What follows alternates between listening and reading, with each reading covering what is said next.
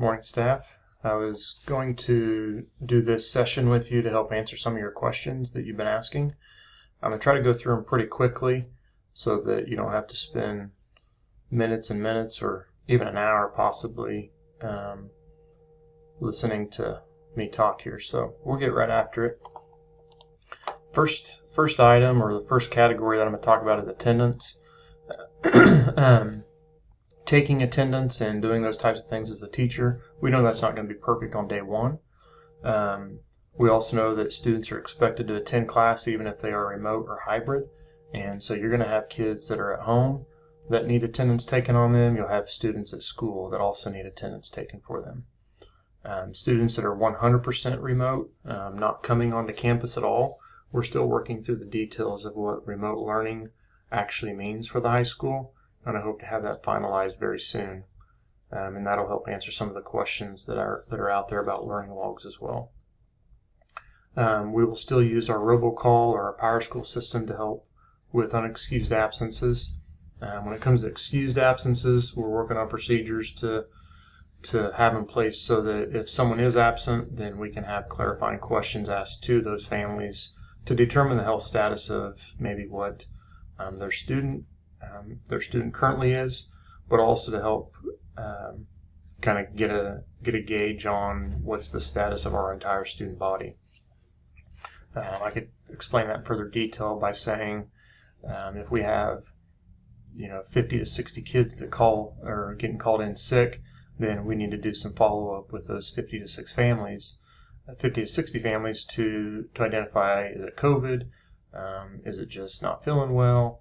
What are the signs, symptoms that are taking place to get us an idea of the health in the building for students. Calendar. Of course, we're going to start September 2nd. We should know hopefully this week when the first reporting day is for teachers. I don't believe it's going to be August 12th, but I might be wrong. So just stay tuned and we'll see what happens this week once the calendar is approved. PDC is supposed to be looking at that today. And then hopefully come Wednesday night there'll be information about that for approval for our Board of Education.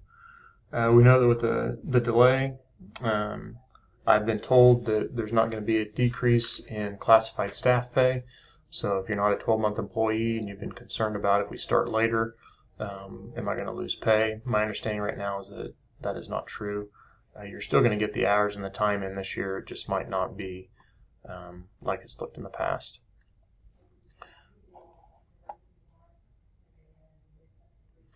One other thing there, I'm just glancing through. For the most part, teachers will be in the building as well for our PD days here in August for sure. Right now, childcare. This is a big question for everyone I know, and I don't have a perfect answer, and I don't have really the answers that some of you are possibly looking for. Hopefully those are going to continue to get flushed out and determined through IBB, CONY, and those types of conversations. One thing I can tell you is that, of course, it was approved for our elementary students to have the option to go back to school full-time. So that is an option for our elementary students right now. Children that aren't school age and they need, I would assume that you would have daycare planned for them already. So if you have a 3-year-old, whether we're August 2019 or August 2020, you still would have to have daycare for a child that's not eligible to go to school yet. And I know there's some other conversations taking place about childcare. I'm not sure of all those details, but I do hope that there's some better answers coming soon in regards to childcare.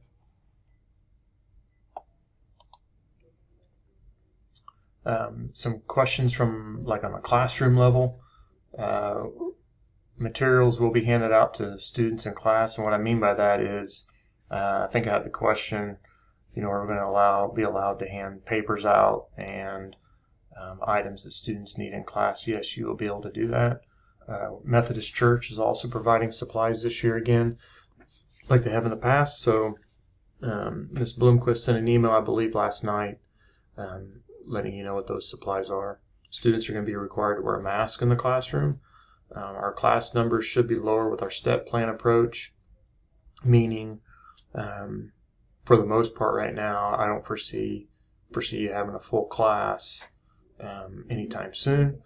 I do hope that we can work our way into having more students on campus than not, but I don't have that actual dates of when that all that will occur. But the goal is to get students back in the building, but do it in a smart approach as well. The executive order says that physical distancing can be relaxed in the classroom when masks are worn, and that's the approach we're taking right now in the classroom. Is that if a student has a mask on, then they can be closer than 6 foot and have interaction with another individual or individuals in the classroom as long as those masks are being worn. I can't give you a set number on this is the only amount or number of students that will be allowed in a classroom. It really depends on how big that classroom is. And so we went through quite a few classrooms and looked, and I would say that, of course, starting off with our step one, where every classroom should be able to handle the number of students that we'll have on campus. Once we get closer to 50-50, or 50% of our kids on campus maybe at one time, then the tighter those restrictions will become. But that also goes back to the idea that physical distancing might be relaxed or can be relaxed if kids have a mask on in the classroom. We've also talked with our band, PE, and chorus teachers as well, and those classrooms might look different, and the restraints there are different compared to a normal classroom, just because of the activities going on. Cleaning question. Once again, some of this is still being worked on. Passing periods, right now we're looking at extending those for cleaning. More information to come for that. I would say that you need to have a seating chart every day so that students, when they come into your class, they know where they sit on a daily basis. I wouldn't have it free choice. Also, with passing periods, there's the chance that with the 1116 hours, we might not be able to have as long of a passing period as what we had planned, but we're trying to be creative with some other ideas in regards to that. So we'll get you more information as we get some clarity. Right now, my understanding is that each teacher will be given a spray can for disinfectant, and then there's a microcloth to match that. We'll get into cleaning protocols and how all the cleaning will possibly look, once we get closer to school. Most of our restrooms right now have hand dryers. Some have paper towels. We have not added paper towel dispensers. We have not taken out hand dryers. Right now, we're also making sure that our faucets stay on for at least 20 seconds, whether you turn it on or if it's a push nozzle. Cleaning of restrooms and high-touch areas will be cleaned more frequently. We will help get our custodians better answers on, what are priorities for cleaning, what are not priorities possibly, or maybe I shouldn't say priorities, but necessities, such as what I say with carpet. A desktop is more important right now than carpet on a daily, frequent basis. And one of the big things this year is you cannot bring your own cleaner from home. We have approved cleaner from our supply company that we get it from, which is For State Maintenance Supply, and so that's the cleaner that we'll need to make sure we use in the classrooms.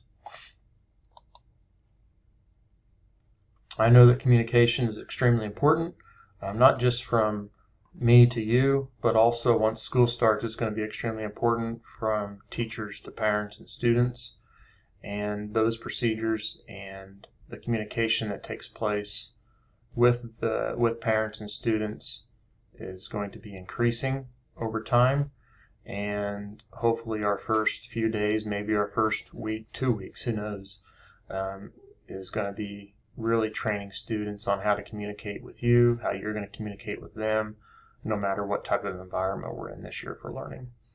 PowerSchool is going to be used quite a bit. There's some new features in PowerSchool that we're going to try for communication, and hopefully those will not help just us, but communicate with you, but also with our students and our families. I had a question asked if we were going to be calling families frequently to ask what they're doing outside of school on their own time, and that's not the plan right now. I don't think we can manage that, nor do I think that we would have complete truth from families with the activities and different things that they're doing at this time. If we have a concern brought to us about maybe a situation a family was in or that they were exposed to, then we will follow up with that. We've done that a couple times this year with our summer conditioning. We've had parents raise a concern about maybe this student was there and this, but they also heard that this student was exposed, and so we did follow up on those types of reports. Curriculum questions is that's very popular, and I get it. We know that some of our classes are going to look different this year, and if you have questions about your specific curriculum or your specific class, then please communicate those questions and concerns with us, and we'll help you work through them. I don't have a perfect answer for every class, every curriculum, every section, every block. Some of this is going to be case by case, but what I can say right now is we're not looking at deleting any classes from our selections that students have. Some classes may be outside, and depending on what the weather is, one day it could be very nice outside, the next day it could be 50-mile-an-hour winds, the next day it could be raining, snowing, and I know you guys know all of that. So I don't think we can put all of our eggs in one basket saying that this class is going to be outside or this class is going to be doing this on a frequent basis. I do think that's going to be day by day. Simultaneous or live teaching can occur in person, home, or remote. We are hoping to get cameras for every classroom. Those cameras are not here yet. Once those cameras get here, the thought is that students at home would be able to watch what's going on and listen in from what's going on in the classrooms, whether they're at home or whether they're here. We are still finalizing remote learning. There's a chance that some of our remote learners, 100% at home all the time, would be able to plug in and be part of our classes that we do have going on in person here at the high school. Some students will be using OdysseyWare as well. Once again, remote learning, the use of OdysseyWare, I'm still having those conversations with the admin team, Mr. Rediker, and department chairs. Hopefully some of that will be finalized very soon. We've had some discussions about some teachers teaching online only. That question was asked. We just don't know what our enrollment numbers are going to be. I can say that our enrollment right now is showing 15 to 17% of our population is choosing to be off-site 100% of the time. And so we know that we're going to have to make some adjustments, and we have not made those adjustments yet, or we have not determined who would be online teaching only. Some electives will not be available for remote learners. I just think that I don't know how the student's going to be at home 100% of the time and be a glassblower, for example. And so some electives won't be available. We're looking at 60-minute blocks. We might end up going to 70-minute blocks. It all depends on the 1,116 hours and what we can do and what we can't do based on the audit of time that will be done this year. We also know that if we're completely shut down and we're fully remote, we're going to have an alternative bell schedule for that as our plan right now for what it looks like in a completely remote setting or environment, sorry. We do not foresee teachers rotating classrooms. That is absolutely, in my opinion, impossible. If you have a way to make that happen, I'd be happy to listen to you, but based on the conversations we've had, I don't see how we could have 6 or 7 students in a classroom and then have teachers rotating to those classrooms since all of our student schedules are different. We'll have discussions and hopefully PLC discussion on how to manage your classrooms. Learning logs are going to have to be completed for remote learners. Learning logs are being finalized. Shared supplies that are being used in the classroom need to be sanitized as well. If students have their own supply, then they can use that, and it doesn't need to be sanitized. It's just the shared